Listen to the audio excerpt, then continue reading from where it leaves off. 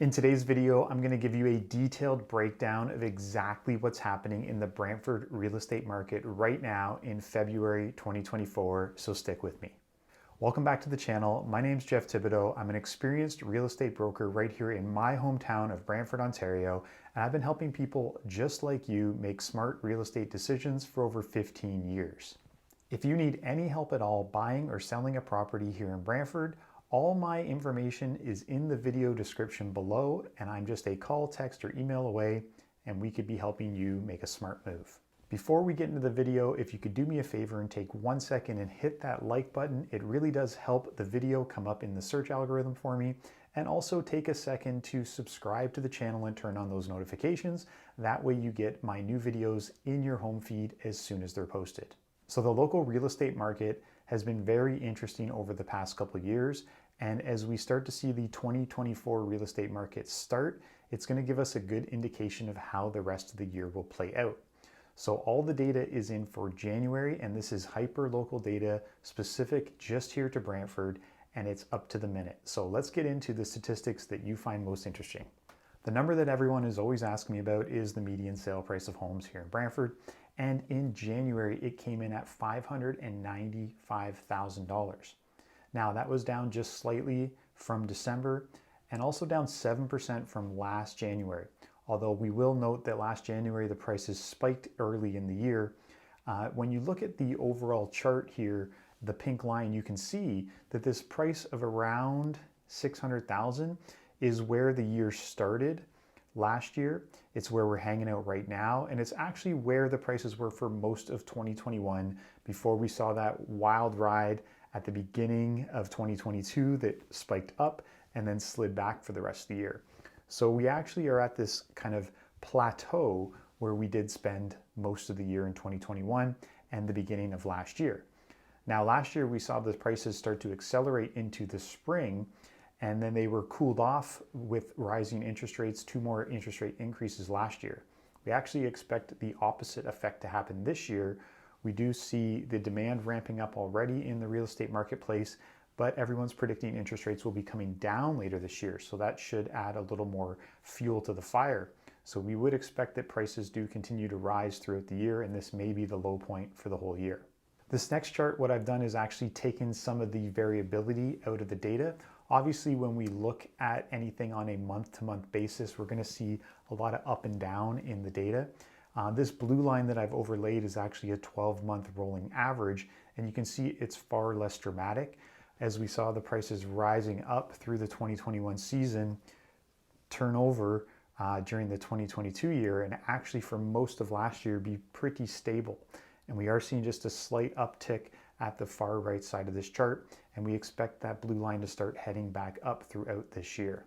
When we look at the absolute year-over-year price changes, we do see that so far for 2024 coming in at $595, we're actually behind the average sale price for last year, which on the whole year came in at $635, down from the peak year of 2022 with $688.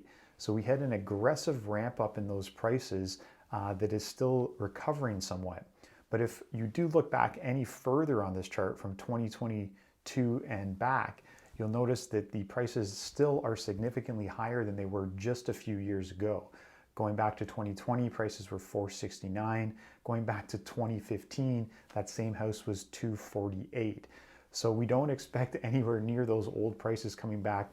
We're in this kind of new normal where things are figuring itself out.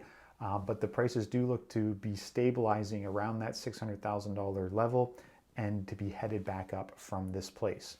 Taking a little wider look at the January data, we can see we've got Brantford here in the middle of the graph with prices showing all around us. And you can notice as you head either north towards the Kitchener-Waterloo corridor or you head east towards the GTA, the prices escalate quite significantly. Brantford is still seen as one of the most affordable communities in its proximity to the Greater Toronto area. And even though we do have a significant green belt surrounding us, we still do consider Brantford to be kind of the outer ring of the Greater Golden Horseshoe. So it's become an affordable choice for a lot of people looking to get more home for their money and perhaps telecommute or physically commute to work. Looking inside the city, you can see the variability of prices depending on the neighborhoods. Now, these are the large chunked out neighborhoods based on the MLS districts. Obviously, there's some nuance inside of all these neighborhoods, but generally we're seeing the highest sale prices happening down in the West Brant area. And that's due to the fact that they've been building bigger, newer homes down there. And you also have some higher priced neighborhoods on the edge of the city. We also have high sale prices being hit in the north end of the town.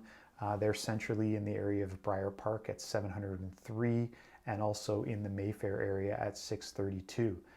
For more affordable properties, you can typically find them down in the Eagle Place area. They're coming in at 405. And a big surprise was actually the Linden Hills area, which usually is running quite high on the average price point, but coming in, some deals were had and some smaller houses were sold in January. So people got into that neighborhood at a median price of $520,000. Now, when we look at the demand numbers, the demand is the total number of homes sold in any given month. We see that in January, there are 75 transactions. This is actually identical to the number of transactions that happened last January. Nothing fancy there, just a coincidence. But it is up 21% from December, which is to be expected. December is typically the lowest month every year for transactions. It is a little slower start than we were expecting with some energy in the market, but there is a limited amount of choice out there. And I think some consumers are still waiting to hear about an interest rate decrease before they jump back in the market. But this was an identical start to last year where we saw the demand start to pick up quite rapidly and price appreciation followed. So far we're tracking the same kind of pattern as we saw in 2023. When we look at the supply numbers, this is the number of new listings coming onto the market each month. We also see that in January, we saw 169 homes come on the market. Coincidentally, again, that was identical to January last year, up 148%, which again is normal. It's normal for December to be the slowest month every year, although you do see that December this past year was even slower than the previous year. It was mimicking more like the 2021 December market. And so a lot of new supply coming on the market. I want to show you though, something that's interesting as I skip ahead here. A lot of these homes that were listed in January were not actually new homes at all. So 59 or 35% of those homes that were listed in January were actually homes that had tried to sell last year, pulled themselves off the market, took a break for Christmas or whatever they were doing, and decided to relist in January. So we actually only had 110 new listings, and these new listings are the ones that are getting a lot of attention. Now, the main indicator we're always tracking behind the scenes is the inventory. That is the total number of homes for sale at any given point. Right now, as the month turned over, there were 242 homes for sale, and that's up 10% from December and also up 21% from last year.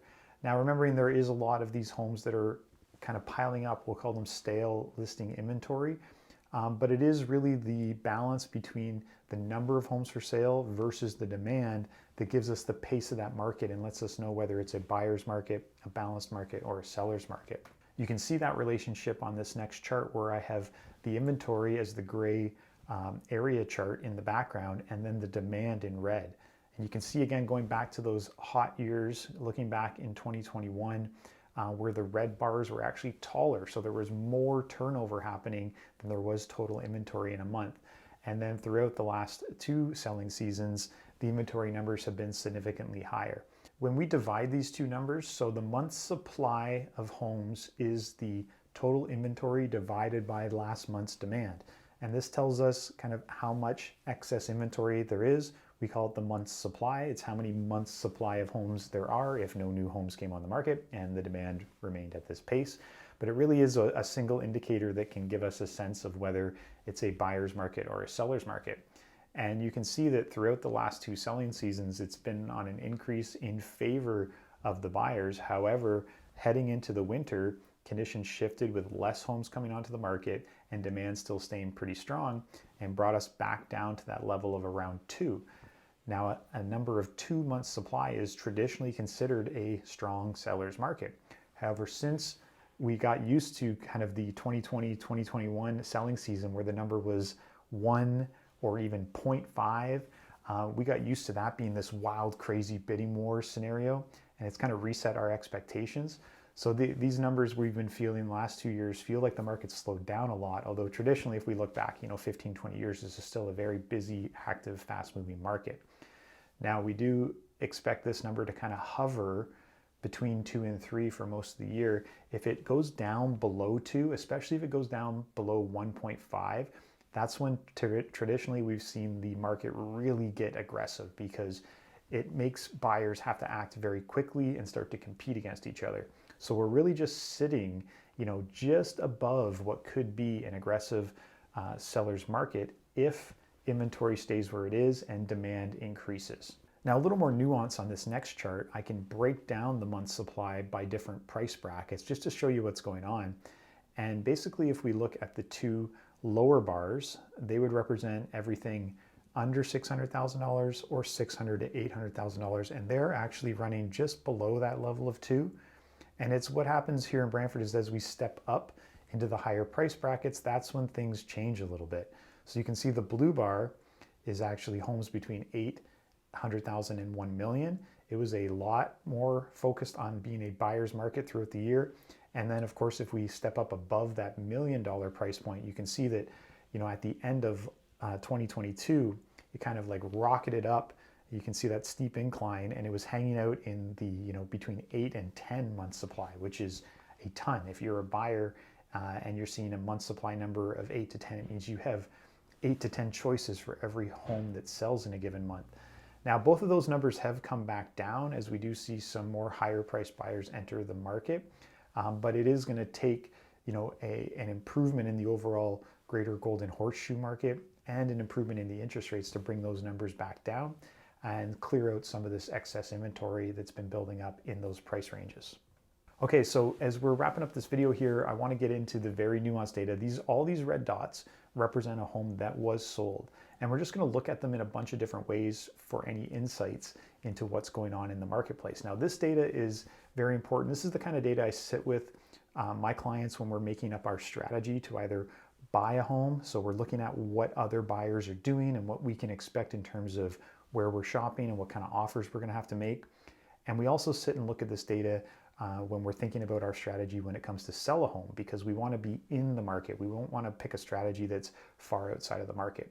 So this chart actually shows along the bottom the asking price, and then up the vertical axis the selling price. So this bolded diagonal line is we'll call it the full price line. Every dot on here is a sale point, and the size of the bubble indicates how long the homes were selling. And so what I see on this chart is actually quite a few homes that have been on the market for a long time have sold. And this is different than we were seeing at the end of the year. It was mostly the new listings. There's a lot smaller dots all over this chart. What else you see is that there's not a lot of variability. You see most of the dots are, amalgamated, we'll say, along that line. So you're not seeing a lot of crazy bidding wars. You're also not seeing a lot of really low discounts. What you're seeing is the homes that are priced properly, whether they're brand new on the market or whether they've been on the market for a long time and they've adjusted their price. Those are the ones that have gotten the job done. Now, a couple different ways to look at this data. Here, this way, we've just eliminated one of the data points. So now we're just looking at the sold price along the bottom and the percentage of the asking price that the sold price was. So again, that bold white line is a full price line. And what you can see is the dots above that, those are homes that sold over asking. And you can see that those homes, some of them achieving as high as 11% over asking, which is quite significant. And most of it happening kind of around that 500 to, we'll say, like 780 price point. There's a little cluster there. A few of those bidding wars happening at the lower price point, and one of them happening there up at the $1 million plus price point. But the vast majority of the properties are selling, in this cluster right below. We'll call it from like 97% to 100% of asking. And then there's this chunk also where people are getting deals. There's some homes selling for as much as 10% under asking, but they're few and far between. So in general, most homes are selling close to their asking price with a little bit negotiating room. Some homes, if they're marketed and priced properly, are getting those quick bidding wars, and other homes that have been on the market forever have finally accepted a lower negotiation. So this is important information when you're out there shopping or picking your pricing strategy. Well, thanks so much for sticking with me with this video. If you have any questions about the real estate market, you want some specific research on your property or your situation, don't hesitate to reach out. All my contact information is right below in the video, and you can get a hold of me directly. And also, while you're here, if you haven't already, take 2 seconds to hit that like button and make sure you subscribe and turn on the notifications so you get my very next video on your home screen. Thanks a lot for watching, and YouTube thinks you're gonna like this video next.